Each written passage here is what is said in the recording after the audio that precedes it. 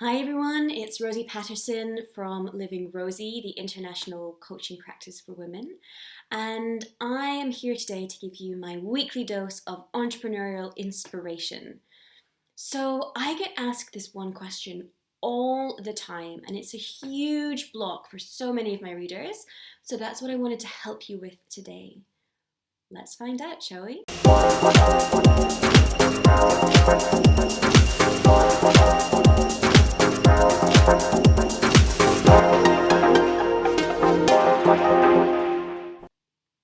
What do you think that question is? I'll tell you. Choosing your business idea. We freak out about it. In fact, I make this an entire module of my courses because it is quite chunky and there is quite a bit to think about.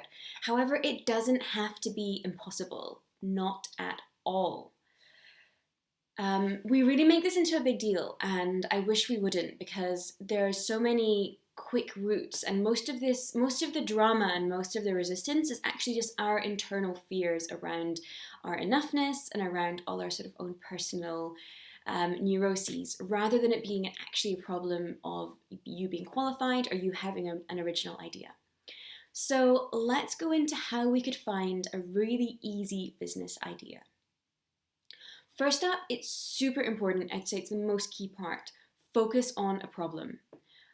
The point of entrepreneurship, the point of running a business is that you solve a problem for a certain group of people. So there might be something that you've gone through yourself, there might be something that you've experienced, or maybe something that you're seeing done just not very well or that just doesn't appeal to you in the marketplace that you think you could do better. So, maybe you want to do health coaching that's really focused on busy women because you see that most of the options out there take up too much time and just aren't practical. Or maybe you want to teach leadership, but rather than it being this kind of boring, stuffy, very alpha male form of leadership, you want to do leadership through yoga, for example. So whatever it is, work out how your skill set could solve that problem. It doesn't have to come from a specific qualification. Think of your life experience, think of your professional skills, your emotional IQ, your soft skill set, your passions. How could they interlink and how could you create something which would be really, really helpful to the world? So second, the other thing to think about is that you really don't have to reinvent the wheel. This is super key as well. So if you have a business, it does not have to be totally unique, as in your idea can have been done before. There can be more than one health coach in the world. There can be more than one sales consultant. There can be more than one interior designer. I'm pretty sure you probably know of more than one already anyway. I truly do not believe in competition. I just don't see it happening in my world. It's not a belief that I have. Because there are so many people online. The online marketplace is so vast. You are guaranteed to find people who want your work because you are running it and because of what you bring to the table. Even if the service that you're offering is offered by others, you can put your own spin on it.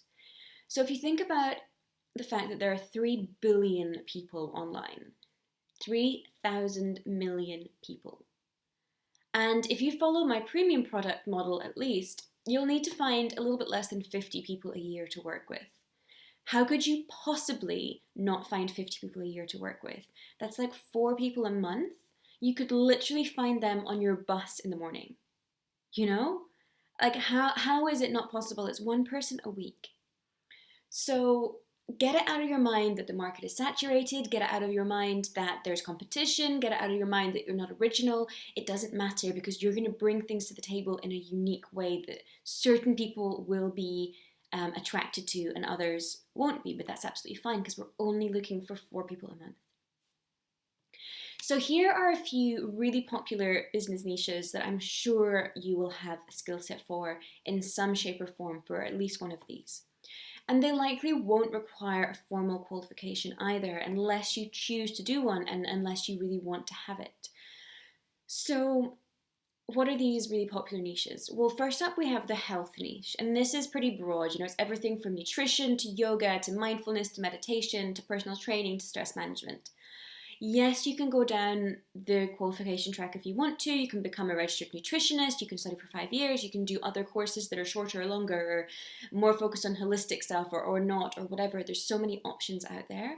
But probably you have a really important skill set as well. You know, maybe you've learned how to cope with stress in a busy office, and you haven't got a piece of paper on that because there probably isn't a degree on that.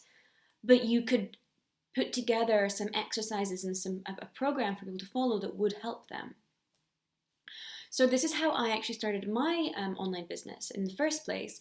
I had a history of being in the corporate world. I'd burned out. I'd really let my health get the best of me, and I was properly sick. I developed a chronic disease, and in my healing period, I discovered ways to actually live an extremely healthy lifestyle, but actually live a normal lifestyle as well. So not take too much time, not allow this lifestyle to take over your actual normal life. So that's what I started teaching people, and that got Living with Rosie started in the beginning. So another option could be, another business niche could be in the realm of spirituality. Law of attraction, certain religious aspects, manifesting, helping people to find themselves, astrology, chakras, the whole gamut. There are so many different forms of spirituality out there. And that's a huge, huge part of business as well. So I know plenty of people who speak to healers for helping them make money, or for better health, or people who want to tap into their intuition, or people who want to manifest their dream man. There's so many uses for spirituality, so if that's your thing, there could be something in there for you as well. Personal stuff, confidence, success, leadership, finding your purpose, lifestyle, self-love, self-worth. This is a huge, huge area for coaching. Much, much needed, as I'm sure many of you can understand, having seen your friends and your family potentially suffering from any of these problems. There's so much you can work with in that sphere as well. It's in the more sort of life coaching, personal sphere. And then finally, business and making money. Again, a huge, huge industry and a huge, huge area. And that could be everything from the kind of, more technical side of how to make sales, how to run marketing, how to do a specific business model, to things like branding, how to network properly, how to create passive income, technical skills such as, website coding or something like that. There's so many options there. And then, of course, there are other niches where you likely need a qualification, but you possibly already have it.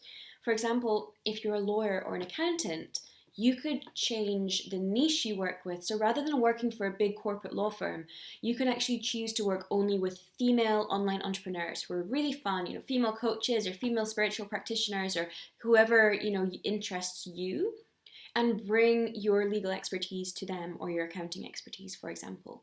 You could become a personal stylist, you could become a photographer, you could take your interior design and create your own business out of that and niche that down. And the benefit of this is that you can really bring your own personality into your work. So if you think about, for example, I know of a corporate lawyer, Jenna Jaffa, and she brands herself as the sparkly lawyer extraordinaire. So she was in corporate law. She's probably my age, she's really young and fun and vibrant. And so she created this pink unicorn sparkly glitter law brand. And she's rocking it out there. Similarly, you have somebody like Rosie Slosek, who is an accountancy coach for freelancers who love cake. Because she loves cake, so she brought it into her business. Why not? So there's so many things you can do with your brand, with the way you work with people, choosing the way you work with them, that you could even use your own skill set as it is and create a brand that's much more you and much more fun. So I've given you tons and tons of ideas there. I'm sure that's something that you can start thinking about and delving into. Like I said, the actual business idea is in the actual service that you offer. It does not have to be totally original. Once you've got that idea, then you can start personalizing it, making it more you, making it more unique, and really niching down. And that's where, obviously, we have an entire month's worth of work to do in any of my programs.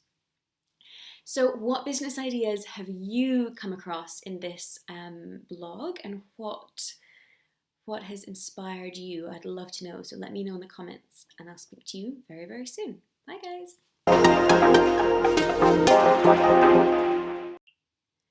Welcome to Living Rosie, the international entrepreneurship coaching practice for women. I am Rosie Patterson, I'm the founder, and I am here to help you escape your 9 to 5 and start a freedom business so that you can actually live the life that you really want to live, that you're going to love. And I have a free challenge, which I think might be the first step for you. I have a challenge called Confidence to Quit, and it's a 5-day video challenge, and I go through all the things you need to think about when you want to plan your corporate escape. There's plenty of tips in there. We go through all the fears that you're probably going to worry about. So I would love for you to sign up if that interests you. You can do so at www.livingrosie.com/confidence to quit. And it's my mission to help 1 million women get into freedom entrepreneurship during the course of my career. So I would absolutely love your help and your support in sharing my message, in joining the movement if you want to. It's a fun place to be, so I'm really looking forward to seeing you over there very, very soon. Bye, guys.